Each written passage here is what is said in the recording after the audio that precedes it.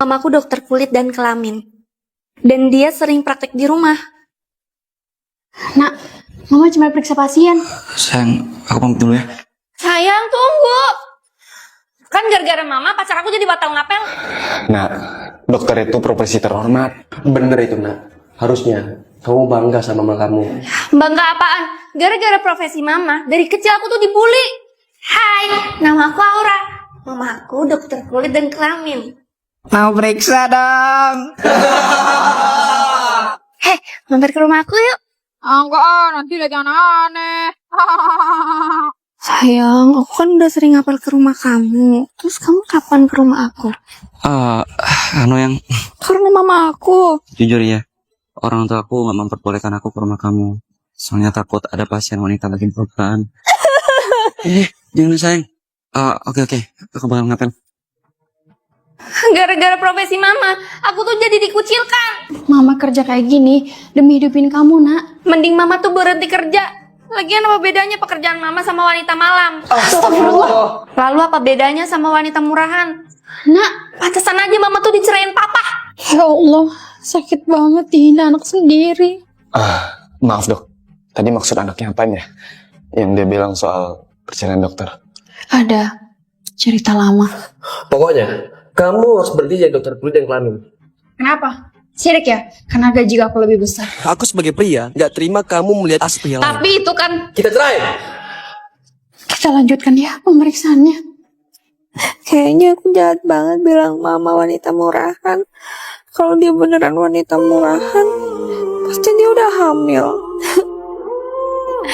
Oke, besok pagi aku harus minta maaf. Good morning, Mama.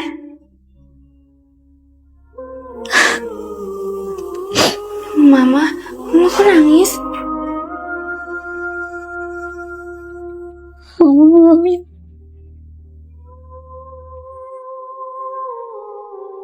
Ini alat reproduksi pria, Nak. Lihat dong, terus catat.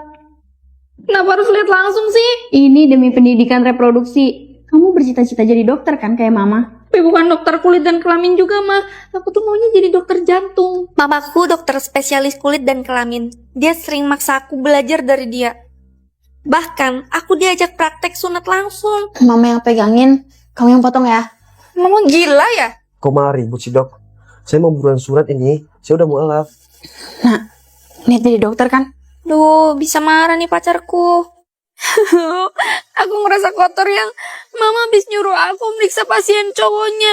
Terus Jangan bilang kamu habis lihat yang enggak.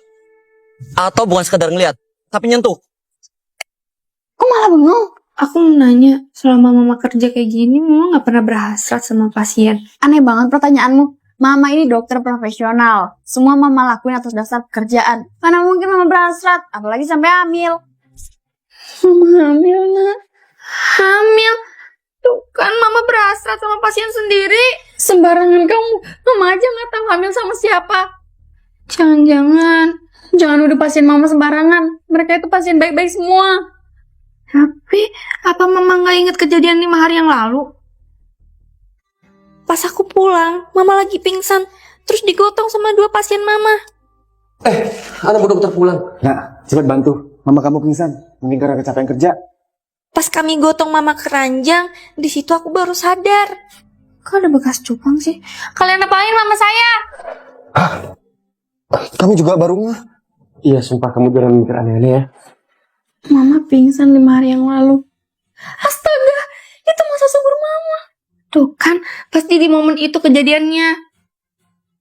Mama aku hamil. Aku curiga pelakunya antara 2 pasien itu. Astaga. Nah, kamu mau bantu kan buat nyelidikin mereka? Mau sih. Tapi caranya? Aku nembak suntikan ke perkakas orang. Siapa kamu? Bagus, aku dapat cairan bibitnya. Sekarang giliran pacarku. Makasih cairan bibitnya. Cairan bibit. Ini bibit mereka. Good job anak-anak. Bibit ini bakal Mama bawa ke lab. Dan dalam 3 hari, hasilnya bakal keluar. Kita akan tahu siapa ayah dari janin ini. Mamaku dokter kulit dan kelamin. 6 hari lalu dia pingsan pas praktek. Habis itu mama mendadak hamil. Aku sama Arga pacarku pun nyelidikin siapa pasien yang hamilin mama. Harusnya dalam 1 jam lagi hasil tes labnya bakal keluar. Pelakunya harus kita kebukin, Tante. BTW menurut feeling mama, siapa pelakunya? Mungkin Pak Jo. Karena dia itu pernah. Gawat, alarmnya bunyi. Alarm? Waktu kalian berburu cairan bibit, Mama nempel alat pelacak di kedua motor tersangka. Pelacak ini terhubung di GPS HP Mama. Nah, alarm ini bakal bunyi kalau ada tersangka yang kabur jauh. Misalnya keluar kota. Apa? Salah satu tersangkanya mau keluar kota. Pasti dia nyadar kalau bibitnya dicuri, makanya dia kabur. Siapa orangnya, Mah? Tersangka yang mau kabur adalah Jo, tersangka terkuat kita. Kita harus kejar dia sekarang. Kami lagi nyiapin jebakan buat pemerkosa. Orangnya datang, Tante. Ngerti? Hajar! Kamu kan yang perkaos dan hamilin saya? Dari kebiasaanmu aja saya sudah curiga. Pertama, kamu sering fit call tanpa alasan yang jelas. Dok, alat reproduksi saya sehat gak sih? Kelihatannya sehat-sehat aja. Maaf, kamu fit call cuma buat ngeliatin ini. Iya dok, soalnya tadi cenut-cenut. Kamu juga sering ngirim foto-foto organ reproduksimu ke saya.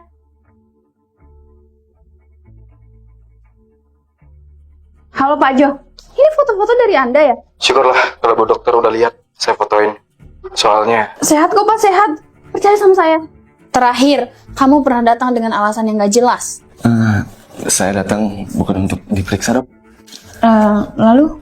Tanpa maksud kurang ajar, dengan penuh rasa hormat, boleh nggak saya lihat organ reproduksi dokter? No, bukan bermaksud aneh. Saya kan punya ponakan, jadi saya minta dibantuin ngerjain PR-nya, Bu. PR-nya itu biologi tentang reproduksi perempuan. Oke. Tapi janji ya, ini buat pendidikan. Dengan kebiasaan anehmu, saya nggak heran kalau kamu apa-apain saya pas lagi pingsan. Sebelum kita laporin ke polisi, kita pukulin dia sampai kita puas. Enggak. Sumpah, bukan saya. Nah, hasil tes lab DNA-nya keluar. Bu Dokter, menurut hasil tes, DNA janin Anda berbeda dengan kedua sampel yang diajukan. Maksudnya, saya hamil bukan karena salah satu dari mereka. Bukan, Bu. Aduh, kalau bukan mereka berdua siapa ya pelakunya? Emang, kan di rumah kita ada CCTV. Kenapa nggak dicek aja dari awal? Mama lupa cerita, CCTV kita udah rusak dari bulan lalu. Tapi lupa mama servis, jadi kameranya tetap nyala, tapi datanya nggak bisa kebaca.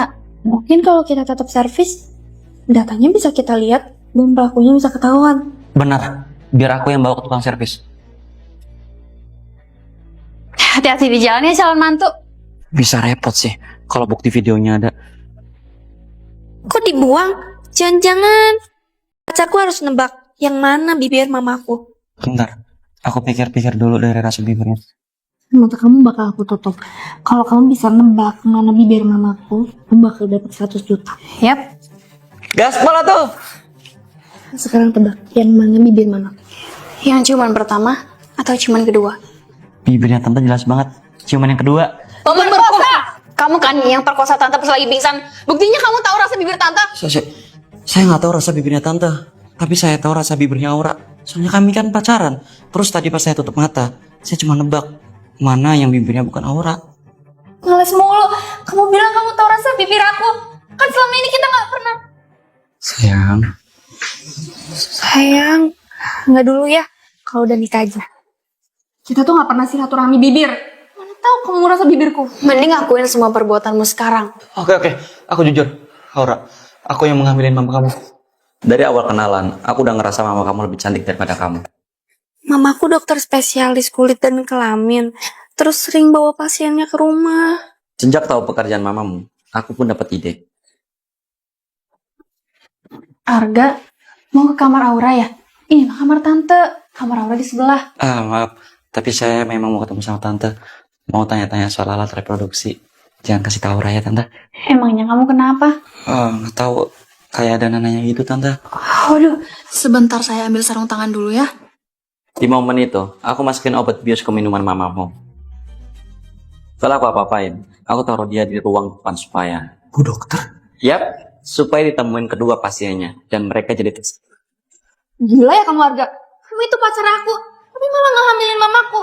Bener ya kata orang yang kita percaya adalah orang yang paling menyakiti kita. Tenang. Aura, Tante, aku bakal tanggung jawab. Rumi sayang, ayo kita nikah. Nikah malah lu Peang. Mending saya besarin janin ini sendirian daripada harus hidup sama manusia kayak kamu. Anakku, telepon polisi. Biar mama yang nahan manusia ini. Biar nggak kabur.